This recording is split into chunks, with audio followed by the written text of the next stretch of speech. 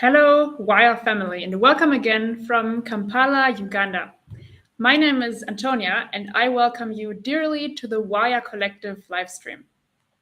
Now, today is going to be a really good one, I think, and I know already because someone of a really interesting project that a lot of people from our community also really share a lot of love with is going to be here. So we couldn't not have this live stream. But before we invite our guest, I want to share a little bit about what's currently going on at Wire Collective. And we already started teasing you a tiny little bit on Twitter about something that is really exciting and that will happen in May. So, as many of you know, we are soon launching our very first on-ground franchise. And for those who might be a bit confused now, what does that mean? Our goal as Wire Collective is to build local industry.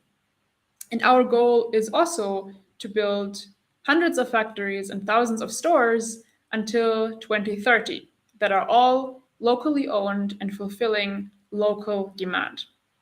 So, how do we do that? Wire Collective is a platform to create and finance franchises in Africa and beyond, built on blockchain, more specifically Cardano. And if you want to read more about that, just go watch another live stream or go on our website.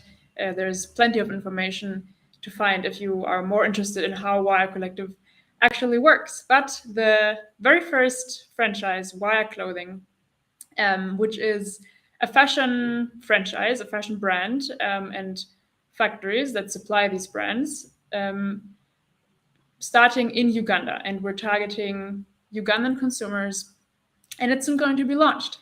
And for that, we're going to have a really interesting event in May. You're going to hear way more about that soon. But you can be sure it is going to be really exciting. And if you are actually in Kampala, if you're Ugandan, if you live in Kampala, then you can be even more excited because you can join in person. And we're really excited to host you and to share all that we have built and that we're building together with you. So keep your eyes open, and more will definitely follow soon. Now, another very interesting topic. As you know, Wire Collective is a blockchain startup focusing on industry. And on the other hand, Empowa is a blockchain startup focusing on housing and property in Africa. And to me, now living in Uganda and having also a lot of experiences, that was really intriguing and interesting to me.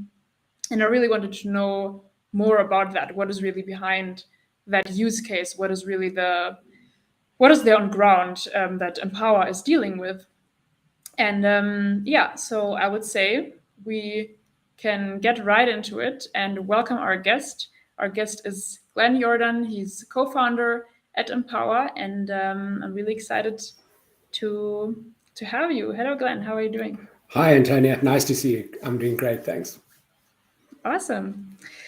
Yeah, so maybe you can also first say who you are, introduce yourself. Sure. Those who don't know you. Sure.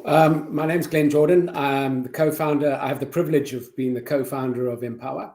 And as you said, it's an exciting project that we're working on to enable affordable housing in Africa. As you say, there's just such a huge backlog of demand for housing. There's such a need, but there's more than just a need. There's a massive demand for housing. And yet the existing infrastructure and systems just do not work. It's as simple as that. So it's hard to find new ways to do that. And that's what we're trying to do at Empowa. Yeah, that's really interesting. And I would maybe first take a step back and ask you, where do you even come from? Where does your excitement for this topic come from? I know you grew up in South Africa. Can you share a bit about your experiences? Sure. I'm actually a Zimbabwean by birth and upbringing, and education. Finished my education in South Africa. So yes, I'm a mongrel, an African mongrel. But yeah, so an experienced, I mean, actually experienced, I've really have experienced the economic mismanagement, that happens at national government level, as been experienced in Zim. So I've personally experienced that, and we as a family left the country with nothing.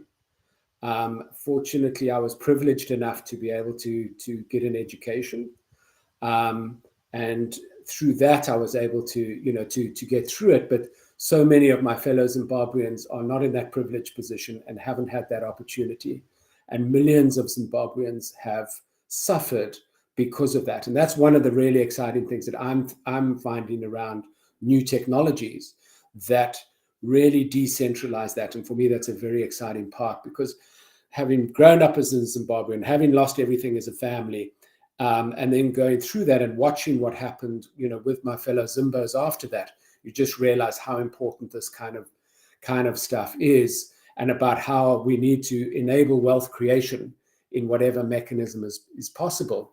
And so often, European countries, we assume that governments, Europeans and people who live in the first world assume that governments are there to support them.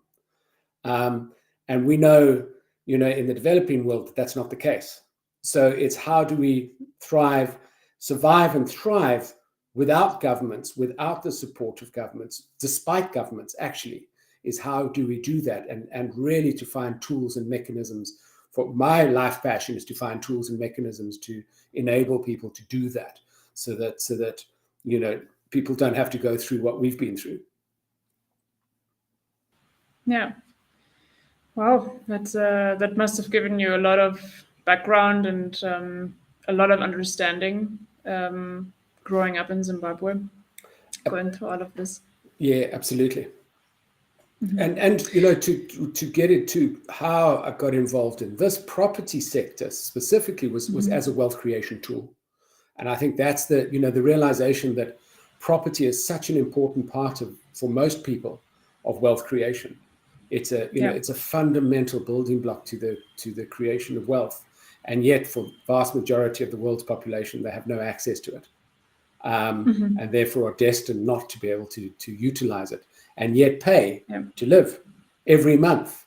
So every month they're paying, but that is generally, that money is going nowhere to the creation of wealth. It's almost like one of the products in South Africa is a funeral policy versus an investment policy. And so often the funeral policies are just, to pay for funerals should somebody die. Yeah. But at the end of the day, there's no investment portion. There's nothing that comes out of that. So it's not a wealth creation tool, but just literally, a mechanism to pay for a funeral. And so much of that could be done effectively is not done effectively to create wealth. Yeah. Yeah, I really get that. And I mean, everyone knows, it's the roof over your head, right? It's what you can really start with, also investing in your life. And I think for a lot of people in the world who have the chance to owning a house is something that that really is a project that creates their life. And a lot of people really want that, and it's really doing good for a lot of people. And also here in Uganda, I know that a lot of people are really, they strive to do that, and they maybe they buy land, they save everything up, buy land, and then they want to build their own house, and then they try to maybe even build it themselves, because there's not really the investment that they need at the same time, at once, to be like, okay, now this is my house, I'm just going to buy it and pay it off. No, everything has to, like you said, everything has to come. They have to build they have to pay brick by brick, and of course it's not that doesn't work really efficiently. And I really hear you. Yeah, absolutely. And the whole thing around it is that the systems, like most things, the systems are designed for people who have money. So you can borrow money if you can prove that you don't need it effectively. That's the irony. That's true.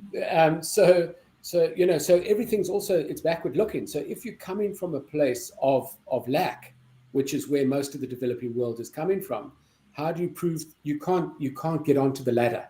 So there's no way, there's no first step of the ladder. And so the whole thing around that I'm excited about this is a new technology, is to look forward instead of looking back. build reputation instead of trying to look at history.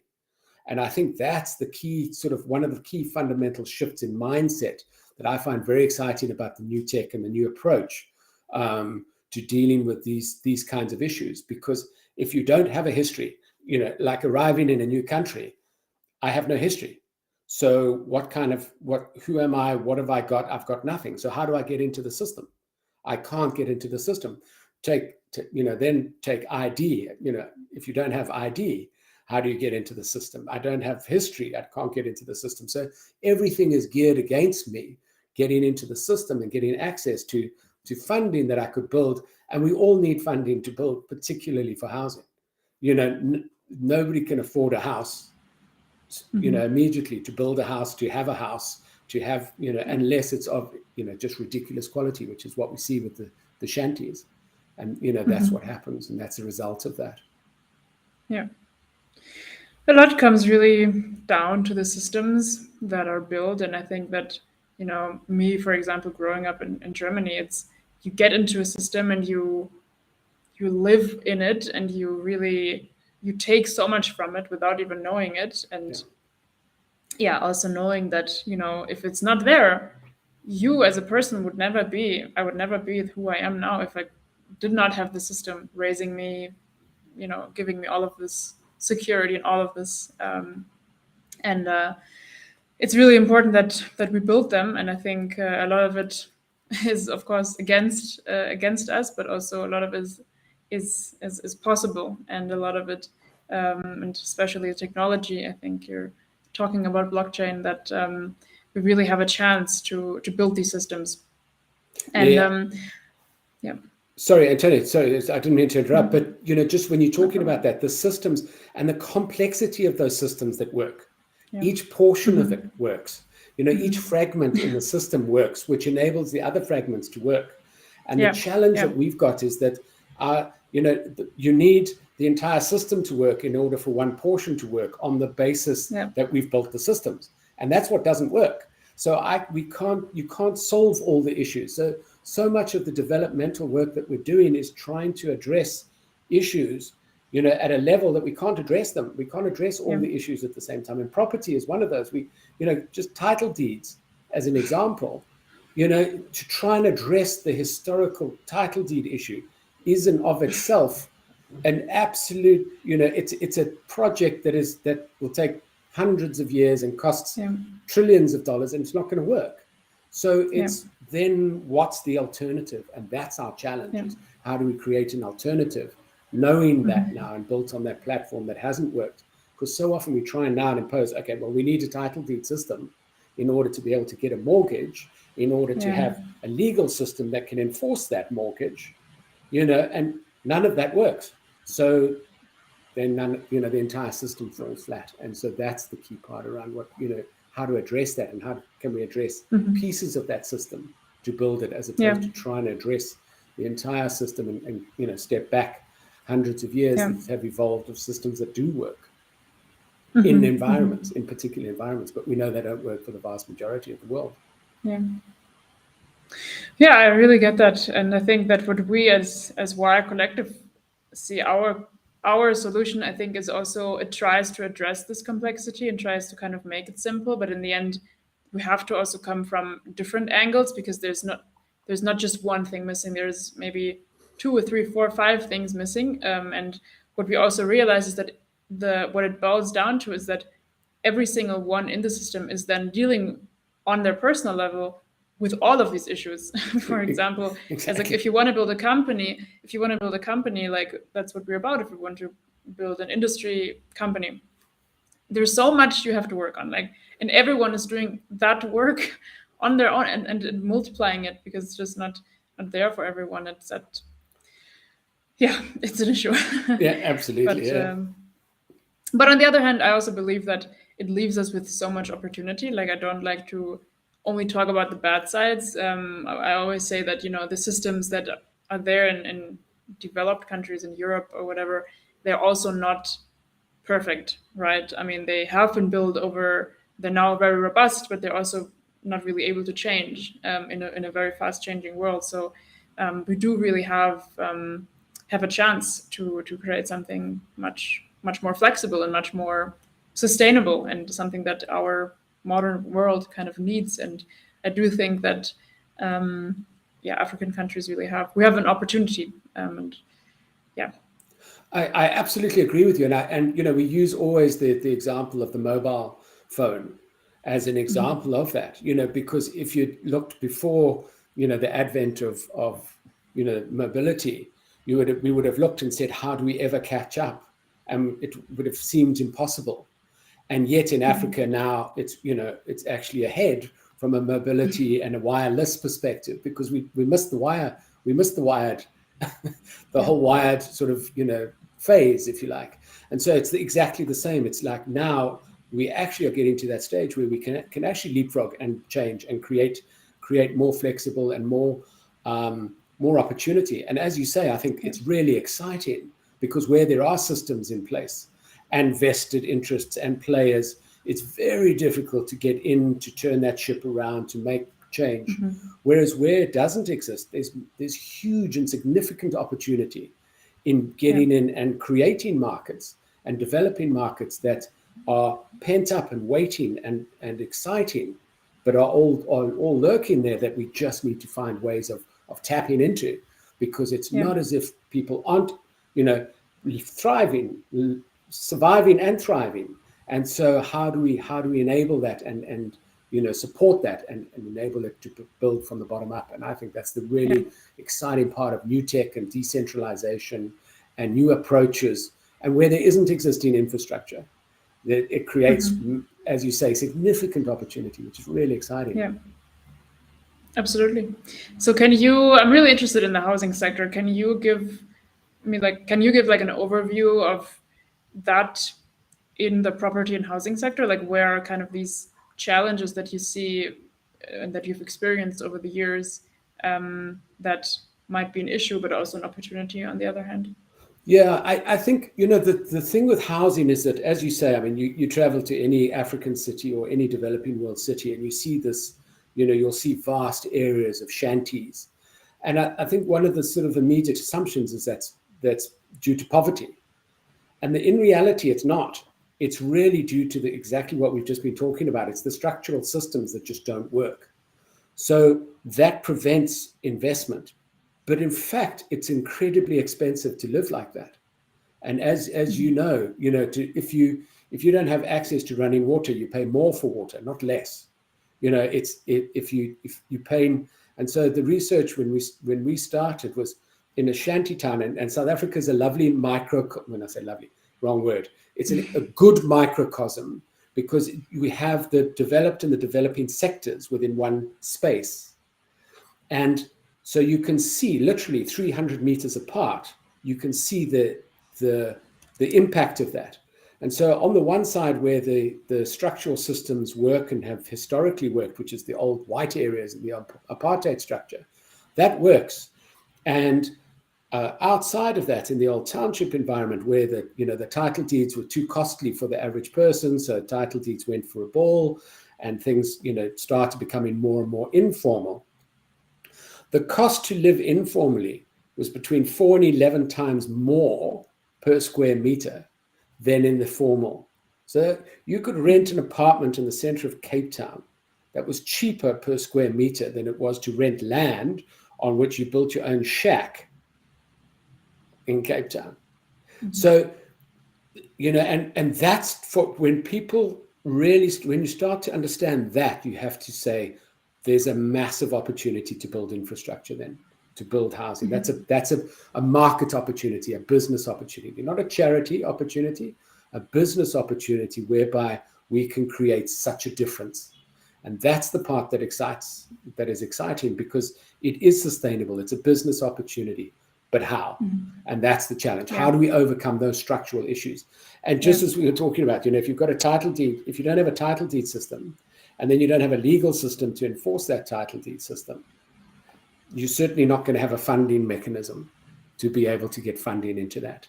So the issue around that is then how do you do that? And one of the joys of that is decentralization, is where there isn't a formal system, informal systems appear and work. it's not as if they're not there. And so the opportunity is to say is, how do we look at what's there? And instead of trying to impose from the top down, which is the way our thinking has been for the last, N hundred years, we always think about, okay, so how do we impose this title deed system? How do we impose this structure? The reality is where it hasn't existed, something works, something on the ground is already up, running, working. People are renting, people are paying rent. If they don't pay rent, there's systems and structures that do that. There's ownership of the land. People are owning it. Yes, there are disputes that also then have to go through resolutions. How do they get resolved? There are resolution mechanisms for that. So there's an entire network, infrastructure, systems, processes. There's a world out there that works, that when we look at it with our formal lenses and our structures, it just goes blank. We can't see through it. And suddenly if you start saying, oh, actually, we look at it the other way, what does work and how can we support what works in a way? And that's the part that's exciting. And then to say, okay, if that's working, how do we create that, create it forward-looking, and then enable investment into that to create infrastructure so we can uplift that. And that's really the opportunity with housing. So at an African, sorry. Sorry, go ahead. So, just the backlog of housing. And we always use the example in Mozambique where there are 600 mortgages in a country of 30 million people. Now, I don't care what society you have. And when you have 30 million people, there is no way that only 600 people can afford a mortgage. It's not possible. There has to be, even the elite has to be bigger than that. So why, how does that work? What's going on? And that's the exciting part, is because between the top, that very top of that pyramid and below that, that there's opportunity. There just has to be opportunity, and how do we create that opportunity and really make use of that? Yeah, no doubt. Absolutely. And what the question that comes up in my mind is like, there's structural issues, but can you also maybe get even more into that? Like, for example, you explained this example of saying in South Africa and housing in these, I don't know, these more modern or more really apartments is cheaper than the other ones. How, like, why? From a logical perspective, or even from an economic perspective, everyone would go and buy these houses, right? So what is actually the issue? Is there just not enough of this housing? Do the people don't know about it?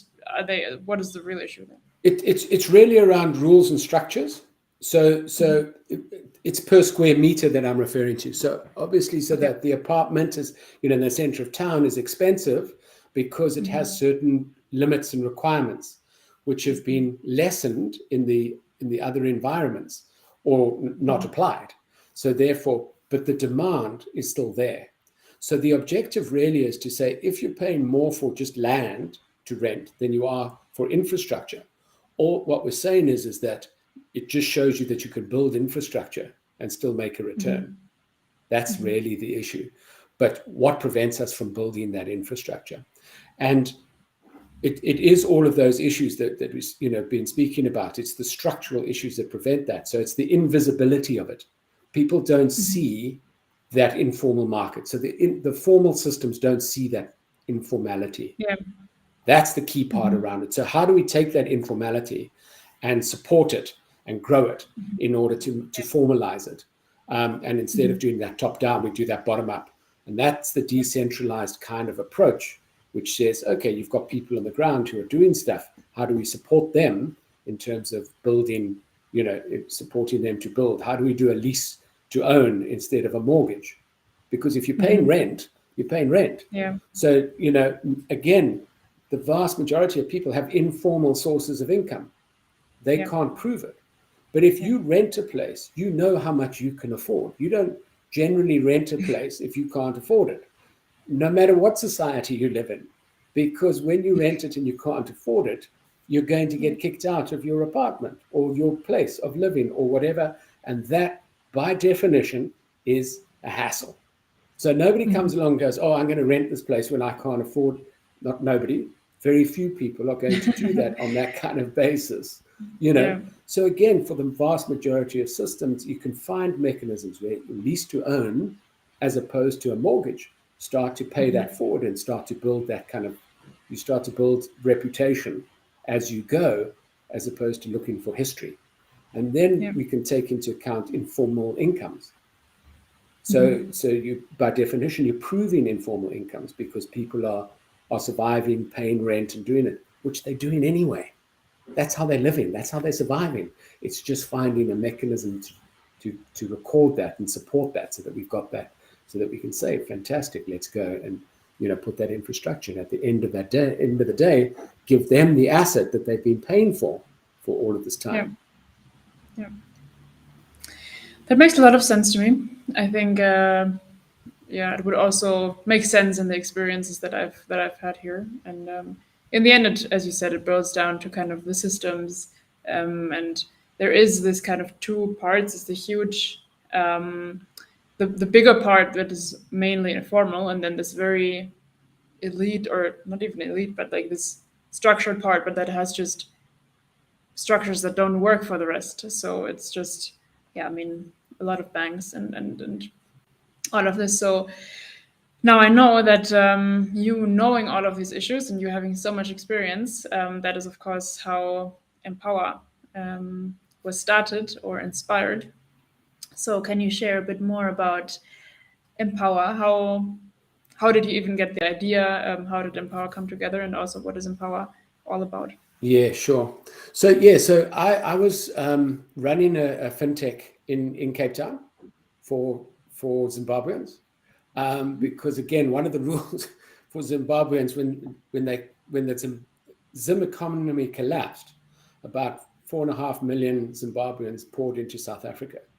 So they were allowed through the border, but then they weren't allowed to open a bank account. Okay, which then drove everybody into the black economy, into the informal economy. So nobody, so you had professionals, you had teachers and doctors, and unable to be part of the formal economy, which makes no sense again. So there's so many of these things that are illogical. So actually set up a fintech business, which was an electronic wallet linked to prepaid debit cards, so to give transactional capability. And it was with that hat on that I was approached by a Dutch asset manager who was looking at creating pensions for people who weren't in formal employment. And again, we know that in the developing world, that's the vast majority of the world. How do we create mechanisms for pensions? And so the thinking always is obviously to use savings, which is the traditional pension model. You take your income and you save, but that assumes that there's sufficient income, so you're above survival income. So if you're at survivalist income, that is not an option. So to save is not an option. So, excuse me, he challenged me to find a solution, and it just stuck with me. I couldn't get it out of my head. It was one of those things that because it's the fundamental building block of wealth. It's how do we create wealth? How do we create wealth for people who aren't in the system? And I sat with it and started researching and reading and coming up and really exploring. And that was when the realization of looking at property as a fundamental building block, because we pay so much on rental on an ongoing basis. We always have to pay to live, whether that's a mortgage, a rent, whatever that is, we're paying every month. And yet that money is going nowhere or going to the, wrong kind of places. So it's not building wealth, put it that way, for the vast majority. And then it was okay. And then, so how could we look at that and structure that? And so in South Africa, I started looking at it from a backyard rental to look at the ability to build backyard units instead of just renting the land out around your property, which is what most people do, was to be able to say, can we build infrastructure there, and to do that cost effectively? And why can't people access mortgages for that? And it comes back to just the same thing around the financial systems. Even if you own the property, you can't access a mortgage because there's not enough capital, there's not enough value in the property, and the bank can't take into account rental income because it doesn't exist. So they couldn't see it. They saw it as a mortgage. If it looks like a property and then you're trying to apply funding for it, it's not a small business. It's a mortgage. But actually, it's a small business. You're building rental units. I mean, it's one of the simpler businesses that's defined for success. We talk about creating businesses with the Wire Collective. It's property rental is a relatively simple business. Yeah. In terms of getting into it and being able to make a return. So why couldn't that be done? And then sort of came across all the constraints with that in terms of the banking systems and the investment structures. And part of that process was, when I was presenting it to the traditional asset managers, and I'd go into, the insurance companies, and you'd have all these guys sitting around in suits and, MacBook Airs and air-conditioned offices, which is literally, it's 20 Ks from the, existing units on the ground, but it's 1,000 miles in mindset. Yeah. It's just so far removed. And I just realized how far removed these worlds are from each other. Yep. That these decision makers who are making these kinds of financial decisions have no idea of what's going on the ground. No idea whatsoever. And, if you can read as many research reports as you want, but if you don't know it and haven't lived it, or, the chances of getting it are not very high. So the thing around that was the realization, again, it's about the centralized decision-making. This constant central decision-making just doesn't work. So it's how do we enable people on the ground who know these opportunities, who can come knocking on the door and say, wow, this is an opportunity. And you go like, oh, no, it doesn't work. It doesn't fit into our model. It's to say, well, how can we support that? Is there a way that we could support that and back that? So the realization was then about that. So that company that I started to look at that was very successful. But I realized then that it needed more from the point of view of financing, because that was when I realized, in talking to these central decision makers in the banks, it was, well, when you get that project to $100 million, come to us, because that'll be a portfolio that we'll invest in. So I go, great. How do I get to 100 million? I've managed to put this in through a proof of concept. So we've got it to about, just literally it was about $500,000. So I've got from $500,000. How do I get from 500,000 to $1 million? I proved it works at 500,000. How do I get to 100 million? That's your challenge. But I'm going, but you own the keys to the capital. It's not my challenge, it's your challenge, because you're the one who are sitting on this. We're all sitting with the social problems that this creates. So it's our problem. It's not my problem. This is our problem. And these are the problems that we should be solving together as, providing solutions. And that part was that part for me was part of the frustration. And that was when somebody said to me, you need to start looking at blockchain, and you need to start looking at decentralized ledger technologies. And I'd looked at Bitcoin, in the early days and missed it. I'd looked at it and said, I don't think it's got a use. I was looking at it for the use, actually, for transfers and that kind of thing. And at that stage, we didn't have stable coins, so we were trapped, in the volatility. It was too volatile for it to be practical for my application. So I sort of put it to one side. But in revisiting it, I suddenly realized the potential of actually what we could use it for and how we could use it. And I got onto the Cardano forum, and because I knew nothing really about it. And I just got onto the Cardano forum and I said, listen, here's an idea. I'd love to know if anybody's interested in looking at this from a technology perspective, and is it possible, or am I smoking my socks? And Phil, my co-founder from Australia, he put his hand up and he said, I've been looking for a project like this. Great, I'm open to chatting. And so together we sat down and we wrote the white paper. And we said, we brainstormed it and said, how would it work if we could get this to work? How could it work? And how could we make this work? And the rest, as they say, is history. It's, we got Empowa going. We got Empowa going on the basis of that. We got catalyst funding from the Cardano community. We started building a community and started getting support. So that's the whole objective. Awesome.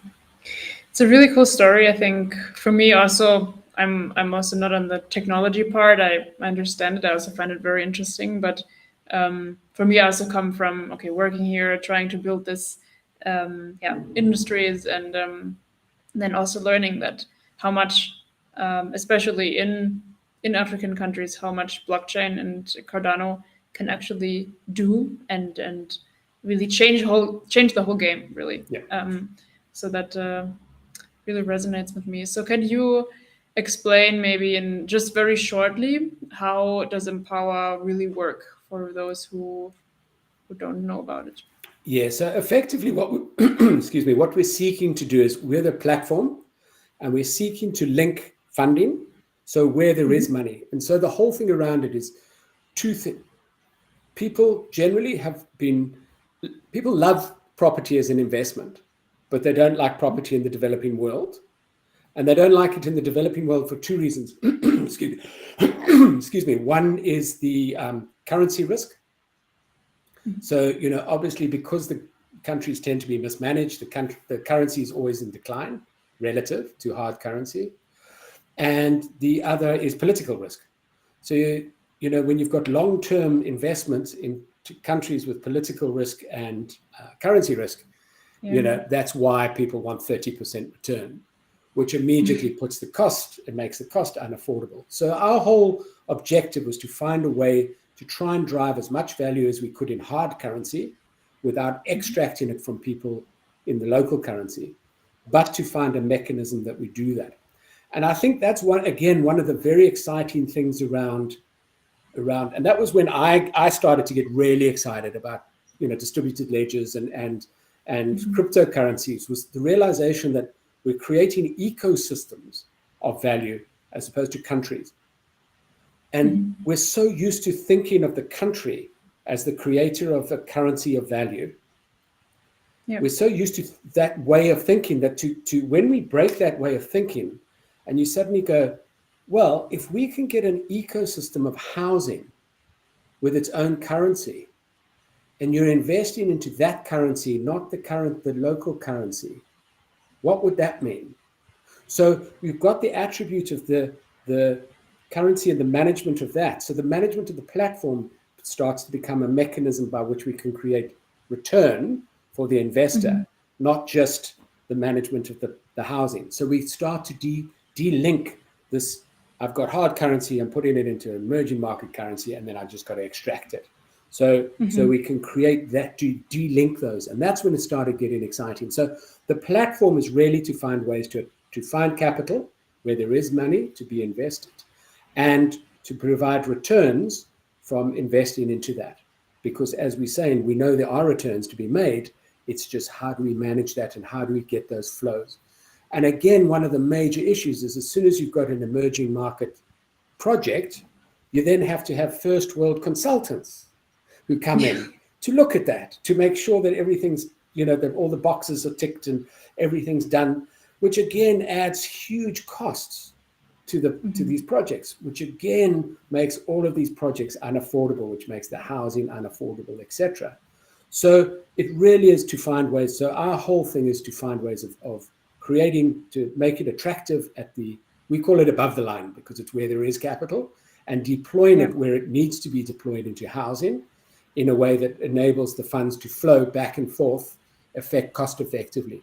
And that's the use of the technology, the blockchain, and the currency elements of that, which has that sort of share stroke currency attribute, which enables us to provide returns which are not just specifically into one project. So while the investment happens through an NFT into one project, it actually is shared, the risk is shared amongst multiple projects and the platform itself in terms of the creation of value. And that for us is really the exciting point. And the other part is for a crypto project, we always talk about total value locked. Well, think about mortgages. It's there's huge value that is then locked into projects that creates this. So there's this ongoing demand for this currency. And the more successful we are in rolling this out, the more successful the return is going to be, the more successful. So it's a virtuous circle of investment, which is what we're seeking to do, so that the more we invest, the more returns we create, the more we want to invest. And that means everybody wins. And that's the key of really what we're trying to do. Interesting. Yeah, we also have a virtuous circle in Wire, which functions in a little bit similar way. But so just breaking it down, your goal is basically to finance housing in African countries in order to create wealth, and you go around all of these existing inefficient structures, and basically go around and create your own structure. Exactly. And I think the key part around it is we're not funding, we're linking funders to those who need to be funded. So it's really, that's the thing. And so we're decentralizing the funding and the funded, so that's really what it's about. It's about finding ways of linking people together in a way, as you say, that overcomes. And just to give you a sense of that, our first project that we did in Mozambique, the Casa Real who built them, they got funding from an NGO called Real when they first launched. And it took 8 months for the money to flow from the NGO, the donors, to on the ground through the central bank. 8 months. Okay. Now, when we talk to people in the first world, they go, what? That doesn't make any sense. But that's the point.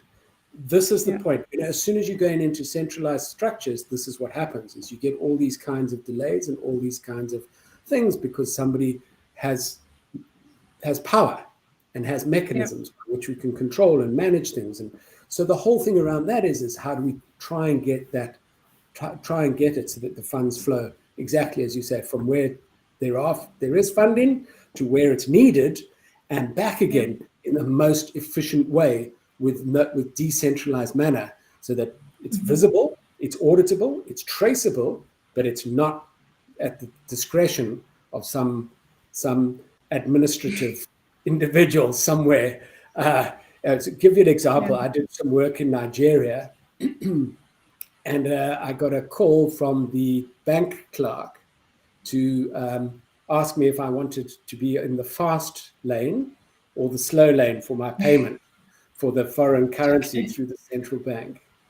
And this is what I'm talking about. These are the kinds of things that happen when things are centralized. So by doing away with this, we can decentralize all of these kinds of things and make it far more interesting and effective, because it's actually just about value and the transfer of value efficiently and effectively without any of these pause in between. Yeah, absolutely. And it's robust, and no one can actually do that. and really, exactly.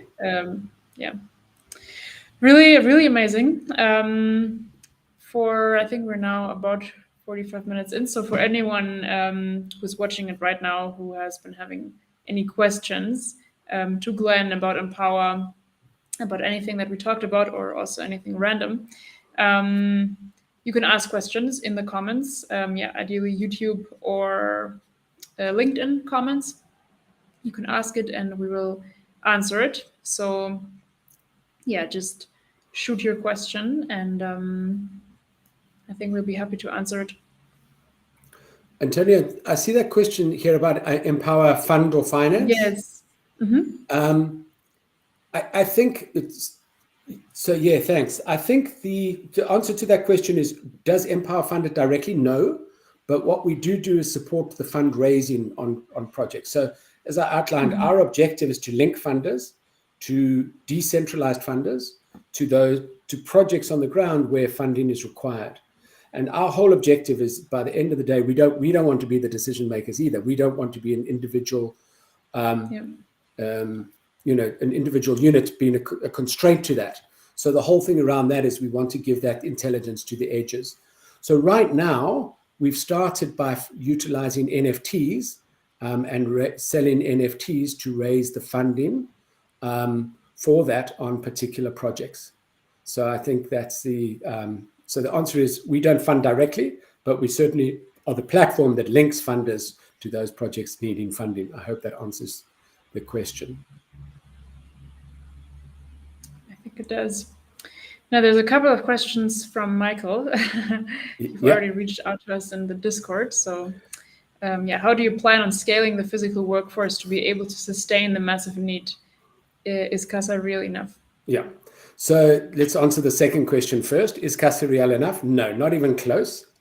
However, and it's certainly Casa Real is based, in Mozambique, and the reason we chose Mozambique as a pilot was, number one, Mozambique is climate impacted, so it's really climate impacted. Two, it is one of the poorer countries in Africa, and therefore, if it can work in Mozambique, if our model can work in Mozambique, it can work anywhere. And three, we did have a relationship with Casa Real, a trusted relationship, and obviously it was a key part around building that, in terms of building trust, because it's about building trusted partners. So the answer to your question, certainly Casa Real is not enough. It is just a pilot to demonstrate flows and to demonstrate the tech, so that we don't have to, worry about the kind of trusted partners while we do that. How we're seeking to do that is twofold. We've actually just launched, in terms of scaling the physical workforce to maintain the massive need. We've just launched the Affordable Housing Academy. And so part of that is a training. So we're working with training partners like the European Business University to provide business skills. And then there are other training providers who provide the housing and that kind of knowledge to support affordable housing developers. And at the end of that, it's business plans put together. So almost like an accelerator, whereby we take people who know and understand this market, who go through this, who can prove that they know and understand it, and then we can support them in terms of business plans, funding through the business plans and putting that together. So our whole objective is we have a network already in place throughout Africa, because like most industries, actually they're quite small once you get into them. So we do have a number of already trusted providers. We've been working with the Center for Affordable Housing in Africa and the African Union for Housing Finance. And, there are a number of players, and REAL, it's the NGO. And so we know of a number of players throughout Africa, and we'll use them as well. But the long-term plan is to build this academy into a fully fledged, numbers. So exactly that, it's a numbers game. We've got to start supporting this and building this kind of skill and expertise, because it's about closing the loop again. It needs a solution that meets all the needs. And the problem is that a lot of the time is if you don't have affordable funding for takeoff, you've got no chance of actually making the business work. So once we've got that, then we've helped with the sales side for the developer, and then they can work on the supply side, but we can support that process through the takeoff. So I'm hoping that answers the question. Interesting. So another question by Michael. What methods did they use to track and locate the geographical locations and the villages they are focusing on? How to decide where to build? Okay, so how do we decide? We don't. It's the local partners who decide where to build. And based on those projects, it's the ability to deliver in terms of what they're saying. So, so many people say to us, what about the political risks, etc.? The players on the ground are far more likely to be able to solve those political risks and to deal with the local issues than we are sitting centrally anywhere else. And again, that's about the power on the ground and the knowledge on the ground. So it's to use that. So the partners are required to do that and to solve those issues and address those issues. That's part of their business plan and process. And then they just share with us where they're doing it and what they're doing it with, and then send us evidence of that process. So, evidence of where they've got the access to the land and to where they've got that. And also what we're doing is we're building an app, which is an application app. So part of that is for the rent to own.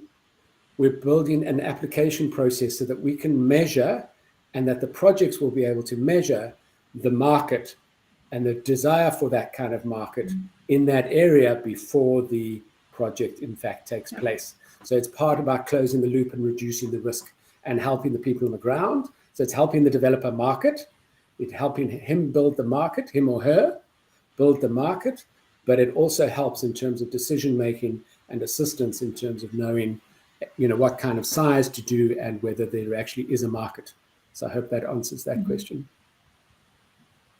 Yeah, I think so. I think it's also what we think a lot about. It's about getting this information and like this knowledge from the roots, and at the same time also building this network that everyone can learn from it, so that everyone can also contribute.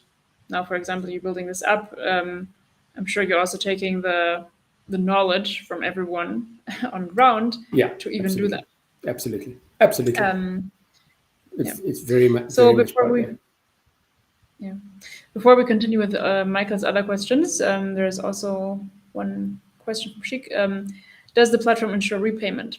The answer is yes. How do you do that? So twofold. That's done through two mechanisms. Obviously, there's the legal issue, which is making sure that the person pays, and that is done through the local partner and the rent-to-own process. So until such stage as it's paid off, effectively the unit is purchased, it is rented, so that then the owner, the developer, has the right to remove the tenant if they don't repay. So that process, so that ensures that payment is made. And then the second mechanism is done through the actual payment mechanism, which we're building the platform to manage that actual repayment, so that repayment will go onto the blockchain, which will go back to the NFT and return directly to the NFT. So that's part of that process. So we're still in pre-platform at the moment, but that's the the long-term objective is where we will be. So hopefully that answers that one. I do think so. So third question from Michael. Do you have any systems in place to discourage someone from, say, buying 15 houses and renting them out to profiteering on top of the rent to buy a system? Yeah, absolutely. We sell only to individuals. So each person, if they do, they would have to go through the mechanism of finding somebody to do it on that basis, to do it on the, and come through. Again, we're relying on the local partners to do that in terms of understanding the individual, but it is part of the process in terms of us building the identity of the individual. So it's very much focused on individuals and individual payments at this stage. So it would be very difficult for somebody to do that unless they had buy-in from 15 people who would agree to that process, and then on what basis. So it would be a challenge. So we manage that as best we can, but absolutely the systems are in place to discourage it, because it's to individuals only, into individual units, and each person has to do it on their own. Is that so? What is the just interesting? What is the goal? So do you? I mean, of course, this could also be like a business thing to someone say, okay, I'm now becoming an investor. So why? Just me asking, why do you not want to encourage also people to maybe start a business on top of that? Because at the moment we're trying to get individuals. There's enough demand.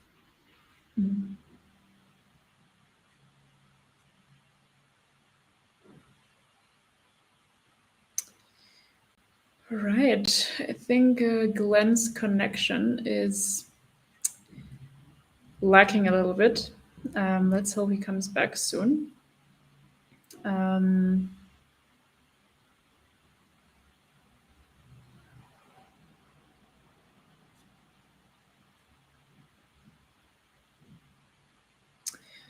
All right, let's wait until Glen comes back.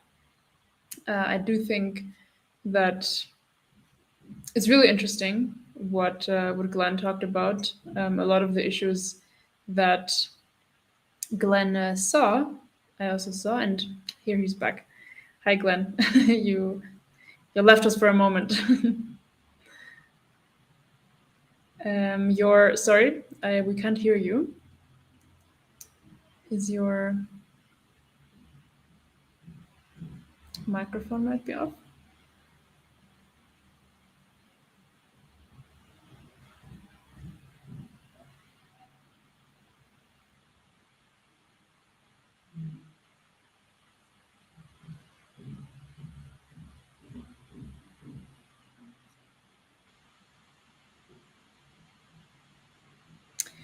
Still not there. That's the issues of live. Those who follow this live stream for a bit longer now know that we have definitely had some issues being live. So this definitely happens. I still can't hear you. Apologies to everyone.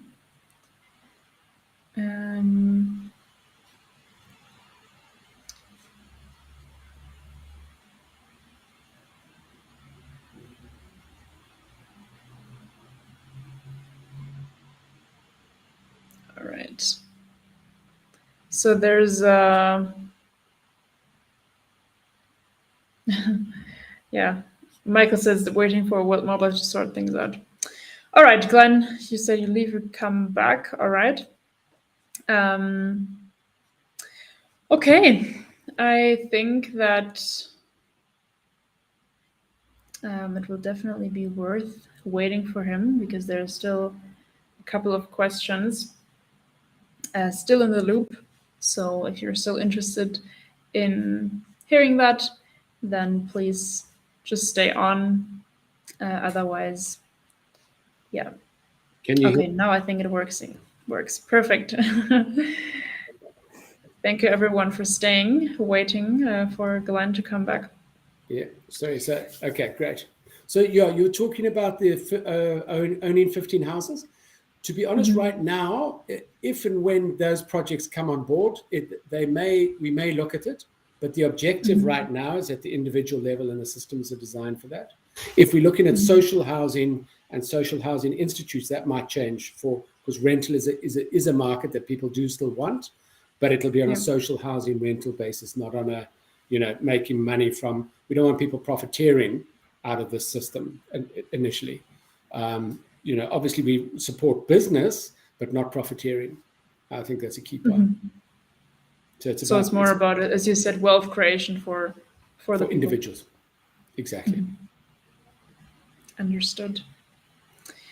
Is there any sort of idea for homeowners insurance or natural disaster insurance? Now, interestingly enough, somebody approached me yesterday, and I've lost it somewhere in my communications, but somebody approached me yesterday around that, and it is one of the things we want to get into, very much so, because it is it's challenging. It's a challenging environment for insurers. It's a challenging environment for us. So absolutely, we would love to be able to do that. But to be honest right now, so somebody was talking about, again, decentralized insurance at this level, which I think would be a very exciting opportunity, actually. So I need to dig through my messages and find that, because that's very exciting, very exciting opportunity, I think. It's a big business opportunity too, because right now the big insurers aren't interested in this kind of market. Don't know how to do it again. Don't know how to do it. Yeah, I think also insurance is really interesting, but of course you have to focus on one thing at a time. Yeah. Noah, Michael's also asking, what happens when an individual defaults on their payments? Okay, yeah, I think Sheik was already asking that. But yeah, there is a system.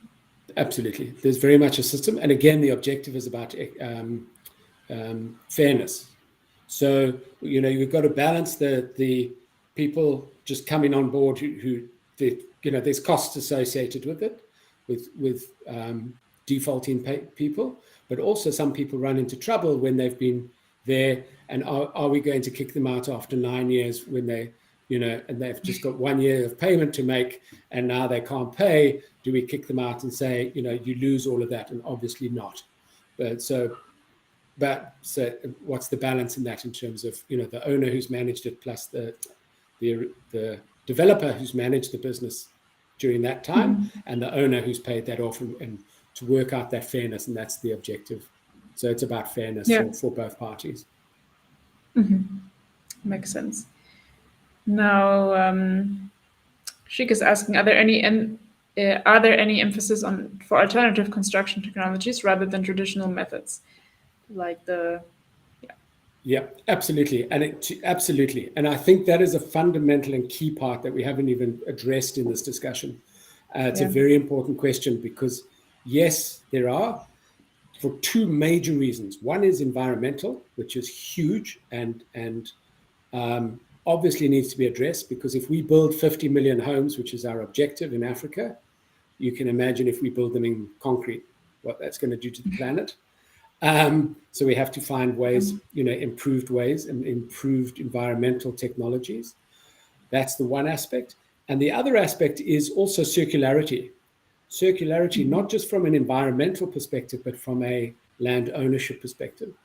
So the ability to treat a building as an asset rather than as a fixed asset is a key part around what we're looking at. So even in our very first pilot study, we did 2 CO2 negative homes built in wood.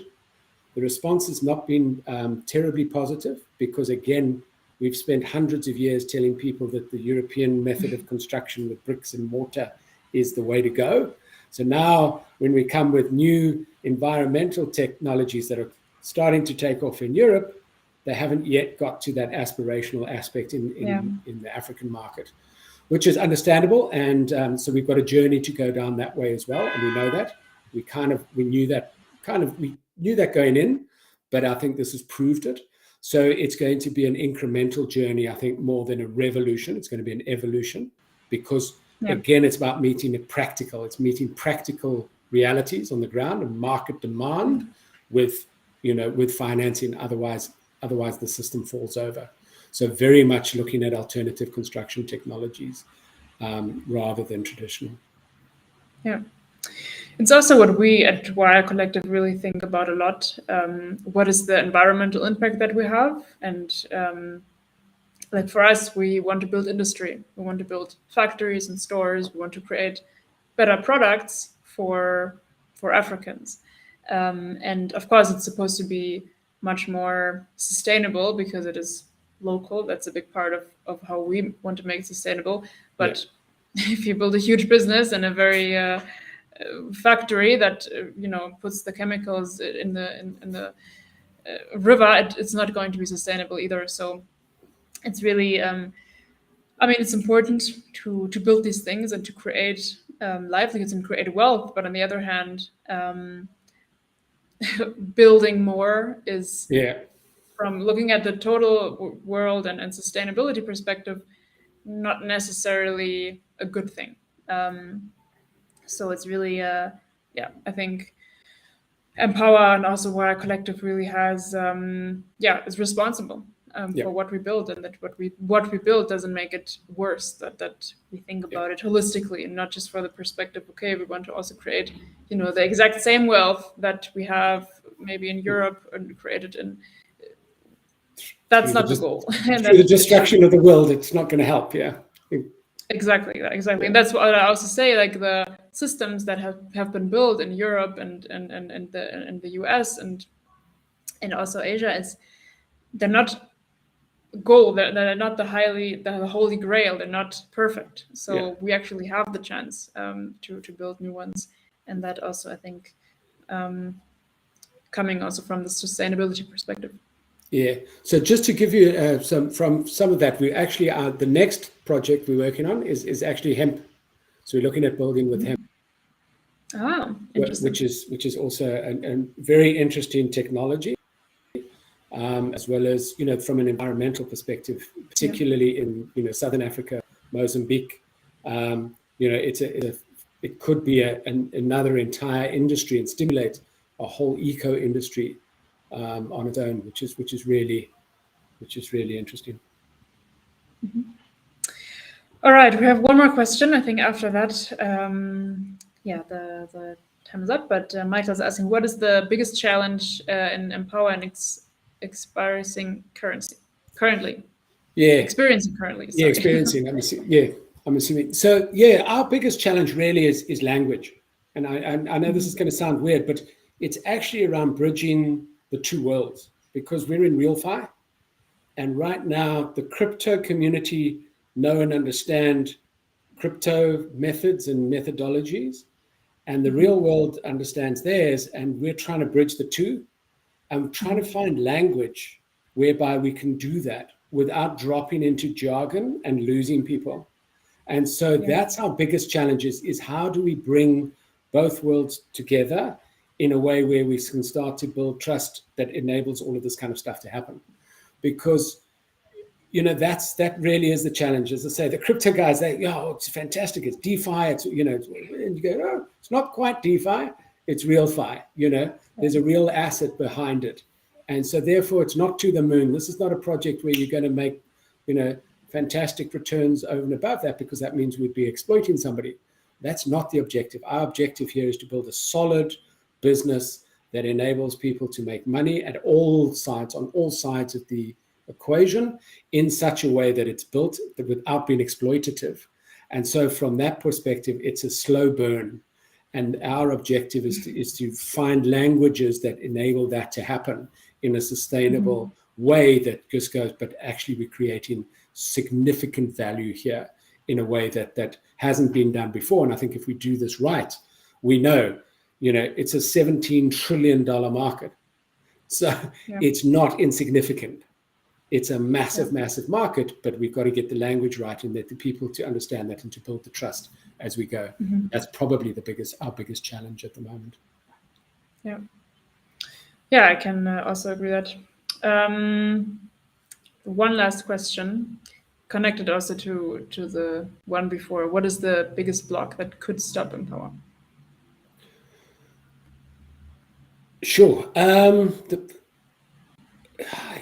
It's a good question. I'm not really right now. Our biggest threat really is probably it's really the crypto space. If they shut it down, that's going to be the biggest thing. If they really shut down the crypto world and prevent us from finding solutions in the way that we are, I think that's probably our biggest risk, is that, people see it. And again, it's part of the thing. It's really interesting where, in the first world, we see the management and control of crypto as a way of controlling criminals. And in the developing world, we see it as a way of avoiding criminals.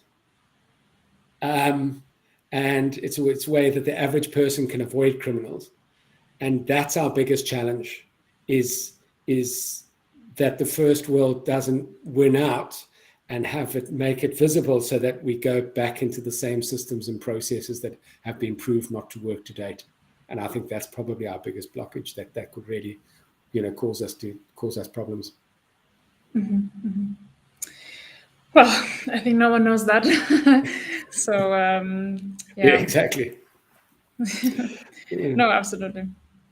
Okay, I think it was a really beautiful interview. I learned a lot about Empowa and the background of it, and also I think what the housing sector is really about, where the potential lies. And is there anything you want to still share with us? No, thanks, Antonia. I just want to say thank you. Thanks for your time. Thanks for taking your time out and sharing.